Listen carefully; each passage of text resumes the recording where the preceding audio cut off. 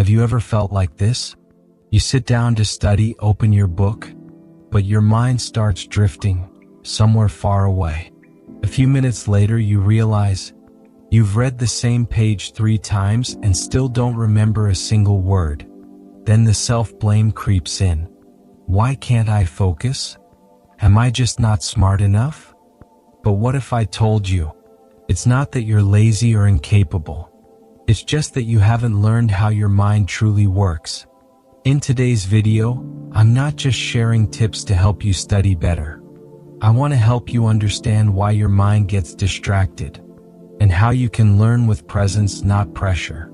This isn't a video about hustling your way through exams. It's about reconnecting with stillness and clarity, the power already inside you. Are you ready? Let's begin. Focus isn't easy, especially in a world where everything is competing for your attention. Picture this. A student named Alex sits down to study for tomorrow's test. He's determined, motivated, but just a few minutes in, buzz. A notification. Just one quick check, he thinks. 30 minutes later, he's deep into TikTok videos, memes, and random rabbit holes. Sound familiar? But here's the thing, the problem isn't the phone. And it's not you either. It's something no one talks about enough. Your brain wasn't designed to stay focused for long periods. In today's environment, where every ping is engineered to hijack your attention, your brain is simply doing what it's built to do. Seek excitement. Avoid boredom. Studying by nature is repetitive and mentally demanding, so your brain runs away. And that's okay. The lesson here? Don't blame yourself for struggling to focus. Instead, start by understanding how your mind naturally works. When you know the rules of the game, you can finally play to win. In the next part, I'll show you a simple but powerful technique to identify exactly what's pulling your focus away. I call it the distraction journal. One of the biggest reasons we struggle to focus is because we don't even realize we're being distracted. Think about it. When you're studying, you never say, "Okay, I'm about to get distracted now." Just happens quietly, like smoke slipping through a door. And by the time you notice it, 10-20 minutes have flown by. So how do we catch the distraction before it takes over? Let me introduce you to a simple, powerful tool, the distraction journal. Here's how it works. While studying, the moment you realize you've drifted off, don't just snap back and pretend nothing happened. Instead, pause for a few seconds, pick up your pen and write it down. I started thinking about lunch. I got worried about tomorrow's test. I replayed a fight I had with my friend. You don't have to fix it, just observe it and write it down. Why is this so effective? Because writing creates distance. You take a swirling, invisible thought and make it visible. Suddenly, it's no longer in control. You are. And here's what you'll discover after a few days. Distractions have patterns. The same types of thoughts keep showing up, rooted in anxiety, unresolved emotions, or simply habit. That brings us to today's small but powerful lesson. You can't manage what you don't first notice. But once you see the pattern, you can choose a better response. In the next part, I'll show you how to remove those triggers entirely so they stop showing up in the first place. One of the most common mistakes we make when trying to focus is this. We try to fight distractions with willpower. But here's the truth. Resisting distractions is like holding your breath while swimming through crashing waves. Eventually, you'll drown in exhaustion. The real solution isn't to fight, it's to disarm the triggers before they fire. In the last part, you learned how to spot what pulls you away. Now it's time to take the power back. Let's go back to Alex.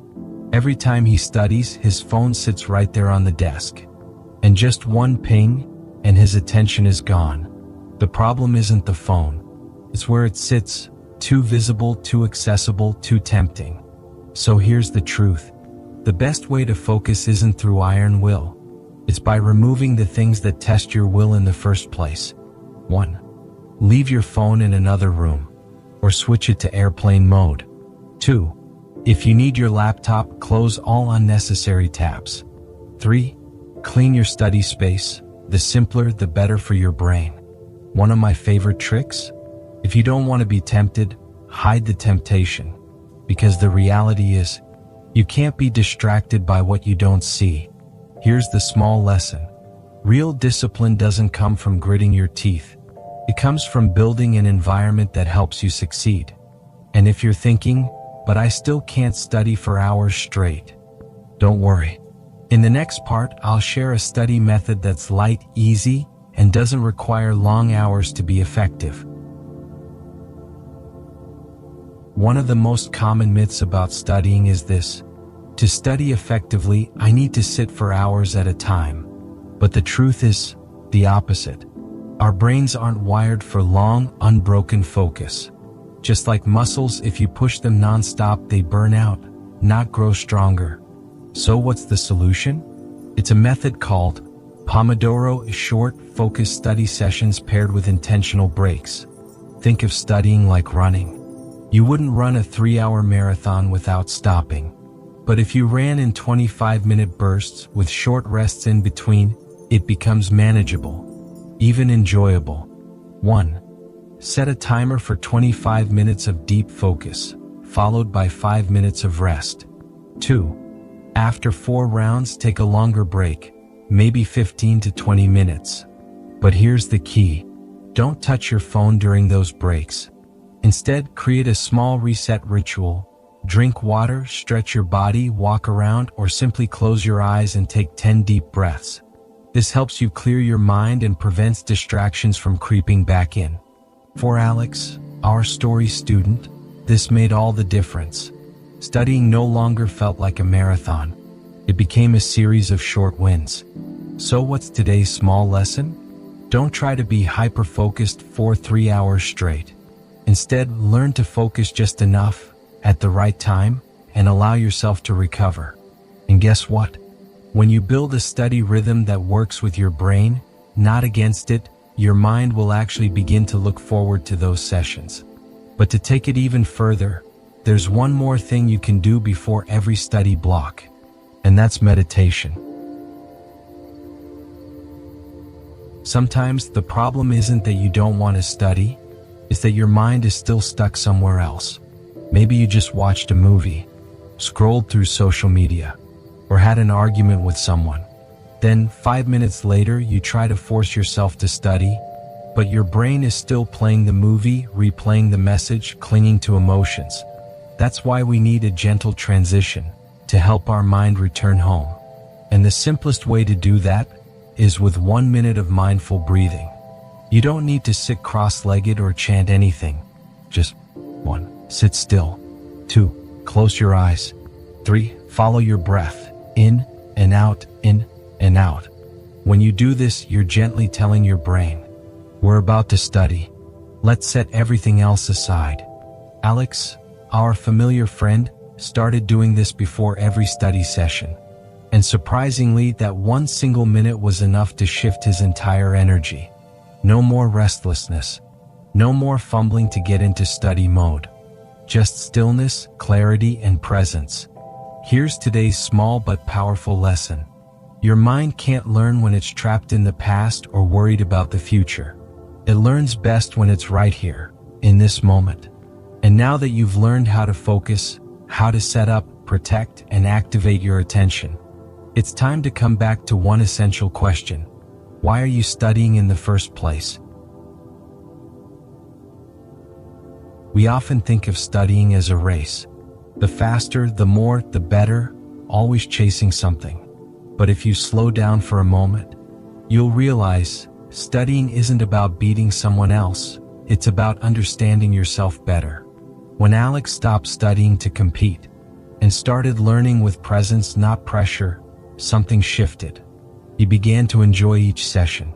Every sentence, every page, no longer felt heavy.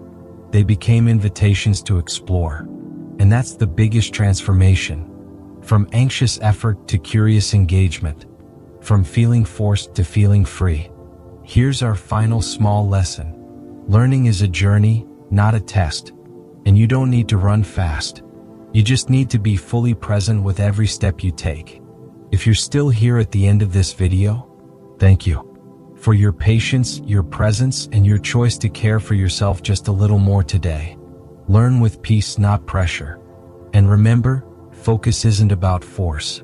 It's about learning to live fully right now,